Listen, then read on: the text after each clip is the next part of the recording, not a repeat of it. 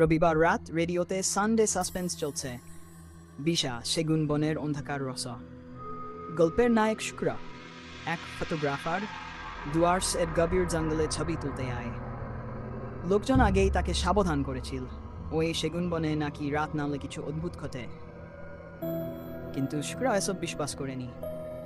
বিকেলের শেষ আলোতে সেই বনের ভেতর ঢুকে পড়ে।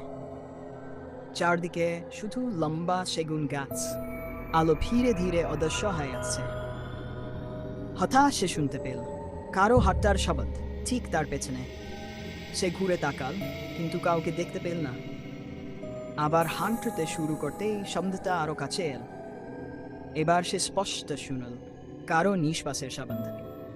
ভয়ে তার হাত কাঁপতে লাগল, ক্যামেরা প্রায় পারে আছে। সে দ্রুত বেরোনোর পথ খুঁজতে লাগল, কিন্তু আশ্চর্য, এদিকেই আয় একই জায়গায় ফিরে আসে। ইয়েন বনটা তাকে আটকে রেখেছে। হঠাৎ সামনে একটা পূর্ণ কুণ্ডে গারোর চোখে পড়ল। দরজাটা আধ খোলা, ভেতরে অন্ধকার। সুব্রব সাহস করে ভেতরে ঢুকল।